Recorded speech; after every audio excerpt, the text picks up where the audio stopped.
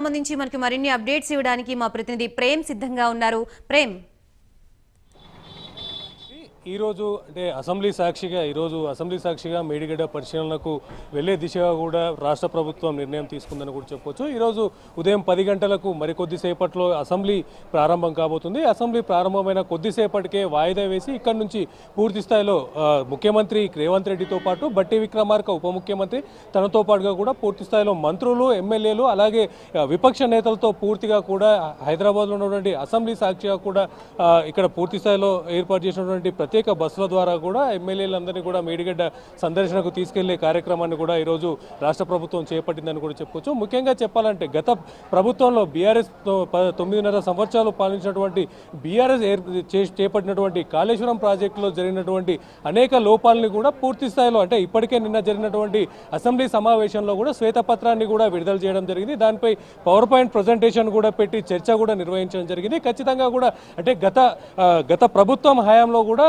మేడిగడ్డకు సంబంధించినటువంటి లక్ష్మీ బ్యారేజ్ కుంగినప్పుడు కేవలం అధికారంలో ఉన్నటువంటి బీఆర్ఎస్ పార్టీకి సంబంధించినటువంటి ఎమ్మెల్యేలు, ముఖ్య నాయకులు మాత్రమే అక్కడికి వెళ్ళి సందర్శించారు. అలాగే ప్రతిపక్షంలో ఉన్నటువంటి కాంగ్రెస్ నేతలు కావచ్చు, బీజేపీకి సంబంధించినటువంటి నేతలు కానీ అక్కడికి వెళ్ళడానికి కూడా కనీసం అనుమతులు ఇవ్వలేని పరిస్థితి కూడా ఉన్న నేపథ్యంలో ఇప్పుడు ఖచ్చితంగా ప్రతిపక్ష నేతలు అలాగే విపక్ష నేతలను కూడా తీసుకెళ్లి స్వయంగా చూపించే విధంగా కూడా కాంగ్రెస్ పార్టీ ఈ యొక్క అడుగు ముందుకేసిందని కూడా చెప్పొచ్చు. అయితే ఖచ్చితంగా అసెంబ్లీ రికార్డులలో ఉండే విధంగా కూడా ఈ యొక్క సందర్శనని అసెంబ్లీ రికార్డులో ఎప్పటికీ ఉండే విధంగా కూడా ఈ డెసిషన్ కూడా కాంగ్రెస్ ప్రభుత్వం తీసుకుందని కూడా చెప్పొచ్చు. అయితే ఈరోజు 10 గంటల 15 నిమిషాలకు అసెంబ్లీలో ఏర్పాటు చేసినటువంటి 4 ప్రత్యేక బస్సుల ద్వారా పూర్తి స్థాయిలో ఉన్నటువంటి ఎమ్మెల్యేలు కావచ్చు, అలాగే మంత్రులు, అలాగే ముఖ్యమంత్రి, ఉప ముఖ్యమంత్రి కూడా ఈరోజు ఇక్కడ నుంచి బయలుదేరి సుమారు మధ్యాహ్నం 3 గంటల సమయానికి మేడిగడ్డకు చేరుకోబోతున్నట్టుగా కూడా తెలుస్తుంది. అయితే 3 గంటల నుంచి కూడా సాయంత్రం 5 గంటల వరకు కూడా పూర్తి స్థాయిలో బృందం అంతా అక్కడ అంటే మొన్న జరిగినటువంటి కుంగిపోయినటువంటి కాళేశ్వరంలో భాగమైనటువంటి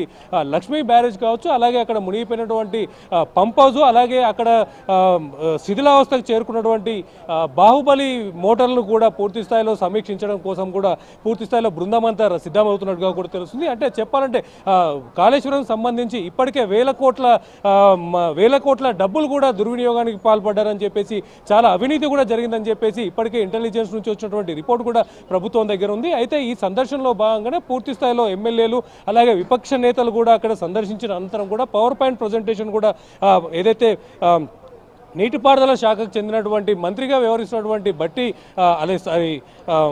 అక్కడ ఉన్నటువంటి బట్టి విక్రమార్కతో పాటుగా కూడా నీటిపారుదలకు సంబంధించినటువంటి ఉత్తమ్ కుమార్ కూడా ఈ పవర్ పాయింట్ ప్రజెంటేషన్ కూడా ఇవ్వబోతున్నట్టుగా కూడా తెలుస్తుంది. అంటే పూర్తిగా అక్కడ 5 గంటల వరకు జరిగేటటువంటి కార్యక్రమం అనంతరం కూడా యథావిధిగా అక్కడికి వెళ్ళినటువంటి మంత్రులు కావచ్చు, అలాగే ఎమ్మెల్యేలు కూడా అదే ప్రత్యేకంగా ఏర్పాటు చేసినటువంటి బస్సుల ద్వారా తిరిగి హైదరాబాద్కు ప్రయాణం అవుతారు. అయితే వీరితో పాటు బస్సులో ప్రయాణించి వెళ్ళినటువంటి ముఖ్యమంత్రి మాత్రం అక్కడ ఏర్పాటు చేసినటువంటి హెలికాప్టర్ ద్వారా హైదరాబాద్ చేరుకునే అవకాశం ఉండబోతున్నట్టుగా కూడా తెలుస్తుంది.